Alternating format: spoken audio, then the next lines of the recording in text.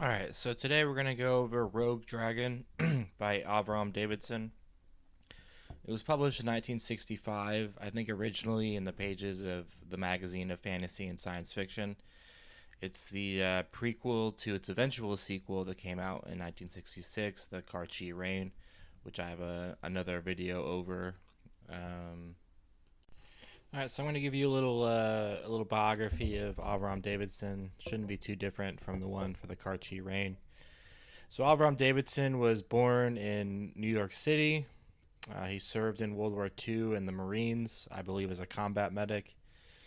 Avram Davidson, like the peak of his popularity was in the 1960s, which was when he was the editor of the magazine of fantasy and science fiction, the early 1960s. So he lived in Mexico and Belize, and he eventually settled in Central California. When he got older, he moved to Washington State. Davidson was Jewish, but he converted to the Japanese religion Tenrikyo in the 1970s. He wrote fantasy literature, he wrote sci-fi, he wrote crime fiction. He was a little bit all over the place in terms of genre fiction. He won a Hugo Award. He won 3 World Fantasy Awards. He had a Lifetime Achievement Award for fantasy, and he had other awards for genre fiction. He was also a finalist for a great many awards. He wrote 2 books in the Kar-Chee Reign series, which I've already been over a little bit: Rogue Dragon and the Kar-Chee Reign. All right, so the world of Rogue Dragon, we're just going to kind of go over that for a little bit. The world of Rogue Dragon is set a few hundred years after the events of the Kar-Chee Reign. Even though it was published first, it's set after those events. The dragons from the Kar-Chee Reign are still around, but it seems, spoiler alert, until the kind of last chapter or 2 of the book, that the Kar-Chee themselves have been conquered or they've just disappeared. The Kar-Chee are like an alien insectoid species. So Earth and its human population have basically fully recovered from the prior alien invasion. The economy of the planet is based upon letting people from Earth's other colonies, which were depicted in the Kar-Chee Reign as having completely forgotten about Earth, they come back to Earth to hunt dragons. And that's how everyone on Earth makes money, is by setting up these hunts and enabling these hunts. So some of the planets colonized by humans are described. 2 of them are shown to feature a deep enough layer of soil that trees can grow hundreds of feet high. I'm not 100% on the science of that. I mean, there are redwood forests in California and stuff. Anyway, so the dragon hunts are facilitated by the top crust of society. Society is organized into a feudal type system where power is passed down through families, and basically no one is able to improve their social and economic status in any noticeable or significant way. So the dragon hunts are quite controversial with the common folk. It's pretty common for the dragons to trample or otherwise ruin people's crops, land, and houses. And in the book, there is a growing resistance movement against the feudal lords and their dragon hunts. People are trying to end the dragon hunts and end the rule of the feudal lords. So here's a plot summary of Rogue Dragon. The book opens with John Joris observing a dragon hunt. John Joris is the main character. He watches as an army batters a dragon with arrows, and the movements and actions of the army are dictated by an assembly of musicians. John Joris then meets an off-worlder and has a short conversation with him. A conversation which makes their shared distrust of the others who participate in the hunt clear.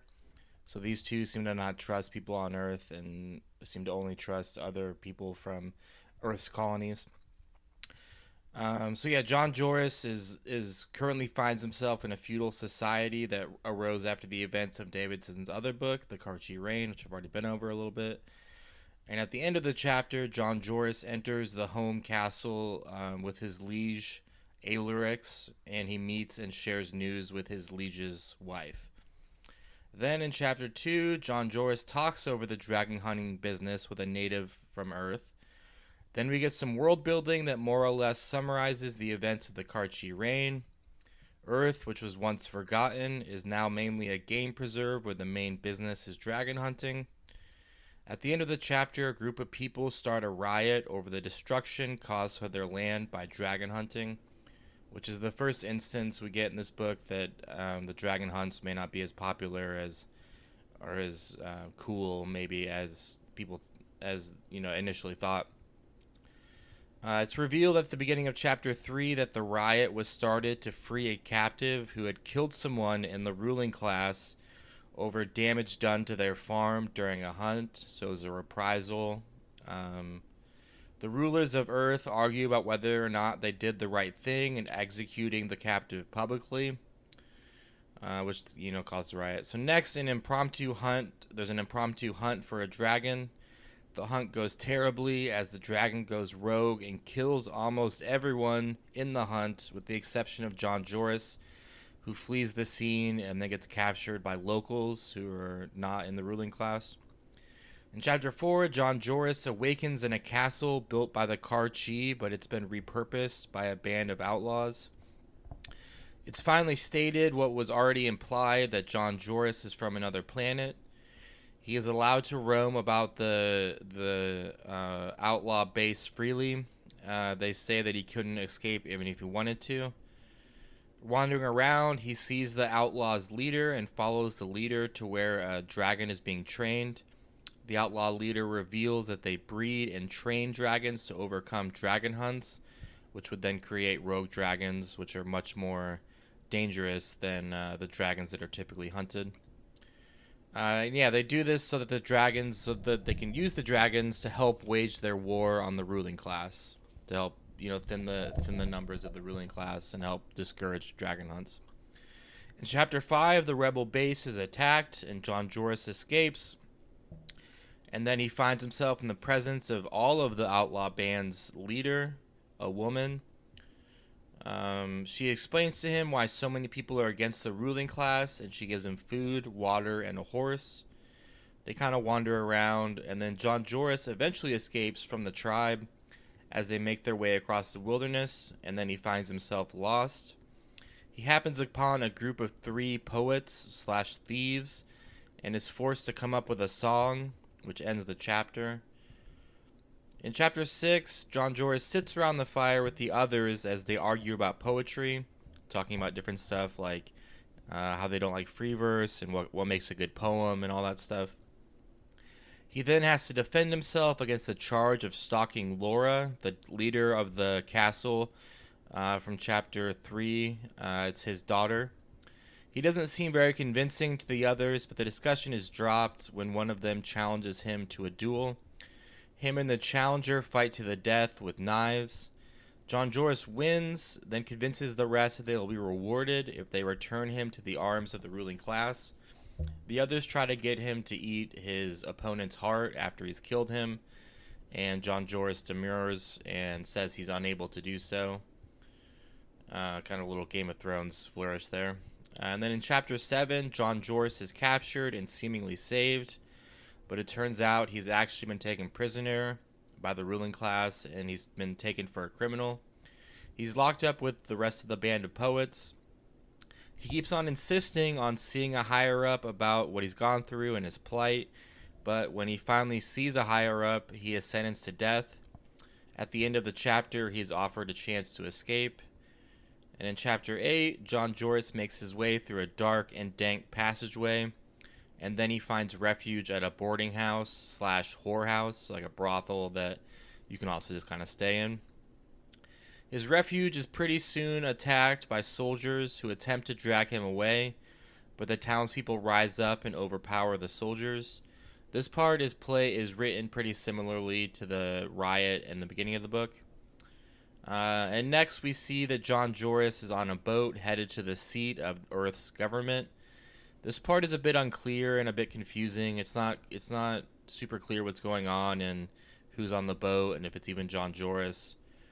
But it seems in this part like he reaches his destination with the help of Laura, who is the woman he was accused of stalking. So John Joris is accepted back into high society in chapter 9. He keeps on having to repeat his tale of rogue dragons and how he survived among the outlaws over and over. And he has to repeat this story to increasingly important, more and more important officials. He's under the care of a physician this whole time. And one day in his quarters, somebody tries to shoot him 2 different times, so it's an assassination attempt, which seems to imply that what he's been sharing, his story, is a bit dangerous. And later he is fooled by someone who says that they will take him to the rebel leader and Laura, but they instead take him to the leader of the city, who implies the rebel leader, the Laura's father, and he implies that he will soon meet his end at the hands of a dragon. And then we get to chapter 10, and this chapter is 2 or 3 times as long as any of the preceding chapters. It's a big boy. So John Joris has set up his bait for a dragon in heat.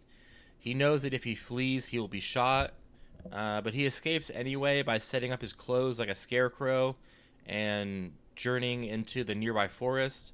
He wanders around for a while naked, and then he happens upon a plane, which is called a flyer, and he steals the plane. He flies away from the dragon and those that are hunting him and the dragon, and he eventually finds a large bay. His flyer is spotted by other planes that are apparently searching for him, and he is hailed on the radio. He hides in the clouds until the threat passes, and then he flies to a previously unknown wild continent. This part is set in a piece of land that, because in the Kar-Chee Reign, the Kar-Chee typically submerge parts of continents and islands, and then raise up the seafloor to above sea level. So it's a new continent. He's once again discovered by other planes there. To escape them, he flies down into a forest and leaves the plane. And then he's discovered by a dragon who is acting quite different than the other dragons.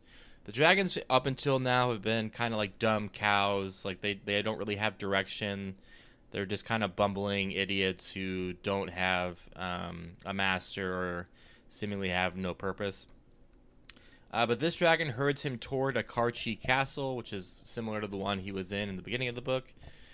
John Joris assumes that this castle is occupied by people. However, the castle is still being used as a base by the Kar-Chee. This is their first appearance in the book. They're the main villains of the Kar-Chee Reign. They're insectoid, kind of ant-like, except they're really big. He discovers that the Kar-Chee have a human interpreter, a man who is their prisoner, and he's scared the Kar-Chee will take him with them when they go back to their homeworld. This terrifies him. He's kind of shown to be a kind of weak and generally scared figure. And John Joris talks to the interpreter, and through the interpreter talks to the Kar-Chee. These attempts at communication seem rather pointless in retrospect. Not much is accomplished. But a group of humans arrives, and they seem to know that John Joris is around the base. They chase him around the castle until John Joris finds a window and escapes into a nearby forest, where at the end of the chapter he is discovered by his pursuers. And yet, in chapter 11, which is also a pretty long chapter, John Joris escapes all over again. He climbs up a tree, and from that vantage point, he watches the human pursuers kill a dragon, but they are eventually killed by another larger dragon.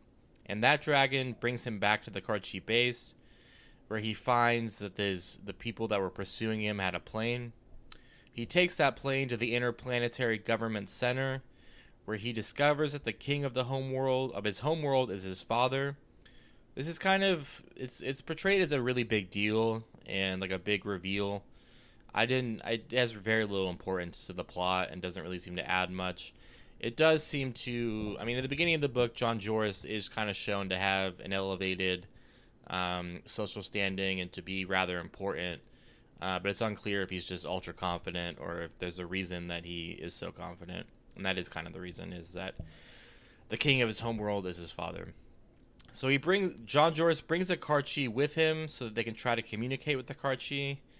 He also starts theorizing on how the Kar-Chee have 2 minds, and one of them is housed in the actual Kar-Chee body, but the other mind is placed in the mind of a dragon. So it's like the rogue dragon. It's like the dragons are like half of the species, and the Kar-Chee themselves the other half. Like, they have this weird symbiosis. He confers with other officials, and he helps them decide to end the practice of dragon hunting on Earth. They also decide to punish the ruling class and attempt to appease the everyday citizens by offering them new lands to settle. So it is kind of foreshadowed. I didn't really know how the book was going to end, to be honest, but I did foresee that it would end with, in some way, the hunting of rogue dragons to be put to a stop. And the book ends with John Joris simply finishing up his breakfast. Alright, so now we're going to get into my opinions and analysis of Davidson's Rogue Dragon. So I enjoyed this book a fair amount. I enjoyed it enough to finish the book in just 2 days. Although the copy I have is less than 150 pages long. I don't personally do word counts. I don't know how long the book is in terms of words. I think it could be classified as a novella, which I think the Kar-Chee Reign could also be classified as a novella. In terms of comparing the two books, I probably enjoyed the Kar-Chee Reign a little bit more. The Kar-Chee Reign is a little bit more conventional, and it's less literary and has less stylistic flourishes. Rogue Dragon is a little bit more experimental, features a little bit more of the author kind of throwing in some kind of cool flourishes and little additions here and there. So there is no romance in the whole book of Rogue Dragon, which I did find fairly refreshing. You know, in fantasy and sci-fi, you often find kind of romances kind of shoehorned in and stuff like that. So there's no romance at all. So the book is basically just focuses on John Joris and his quest to return to the life he had at the beginning of the book, before the attack by a rogue dragon totally changed his life, and it seems to have changed his life in a bad way. Although his journey through the outlaws and the different tribes and among the common folk does seem to have given him a more realistic view of what's going on Earth. So I'd be greatly surprised if Davidson actually planned this book out in advance, like if there's an outline he was following or something. It gives me the sense that the narrator of the book was discovering what would happen next, basically as the reader did so. There's a lot of twists and turns, and it just doesn't strike me as a planned out and outlined book. I've written some books myself, and it just struck me that way. I have no proof of that being true or not. This does lead that whole the narrator discovering stuff just as the reader does so. Does kind of lead the book to read a little bit roundabout at times, and some of the events in the book are somewhat random. And the plot also repeats itself some, although the repeated parts are generally not described in as much detail as when they first happened. I pointed this out a few times. There's a few different times when the common folk riot that's pretty similar to each other. The part where he's in the plane and keeps on being discovered, the different times he's discovered are pretty similar. I did enjoy all the twists and turns in the plot, and I found the book to be fairly surprising in a good way. There's a lot of stylized dialogue in this book, which I generally enjoy in books, and I enjoyed it in this book a fair amount. But not everyone likes stylized dialogue. Some of the different characters have very individual ways of speaking, and the poet thieves typically speak in blank verse or iambic pentameter or something. They have a very lyrical way of speaking, so you can kind of tell who's talking even without dialogue tags. The band of poets communicating with one another through poems that they come up with on the spot was really cool. Davidson and/or the narrator of this book seems to kind of disparage free verse, which I really love free verse. I love it a lot more than other types of poetry. I'm a big free verse guy. If you look at my channel, there's a lot of free verse poetry on there. So the villains of the book are perhaps a bit too villainous and evil. They're not shown to be really at all human, or their actions are not super understandable. You'd have to think that them continually shitting on the common folk would eventually come back to bite them. You would think that would occur to them. And the ending of the book, it does feel a bit rushed, and it's a little bit, wraps itself up in a little bit too tidy of a way. And the last two chapters are significantly longer, which I mentioned, than the preceding chapters, and that makes the arc of the book feel a bit off. I'd kind of developed a rhythm with the chapters, which are previously around the same size, and then the last two chapters being so long kind of made it feel a bit off, like not as symmetrical, and it just made me feel weird. And the Kar-Chee being amenable to communicating with and not attacking the humans in the book, it doesn't seem to make much sense. Considering that the Kar-Chee are the main villains of the Kar-Chee Reign and are shown to be very violent and have no fear of attacking or torturing humans. Even in the Kar-Chee Reign, they are shown to torture humans even for sport. It is kind of depicted in the Kar-Chee Reign that the Kar-Chee only are violent when provoked, granted. So that could be where Davidson was coming from. And that would explain this possible plot hole. But the Kar-Chee are a lot more docile and open to dialogue than the Kar-Chee of the Kar-Chee Reign. Overall, the book was enjoyable. It was a worthy ride.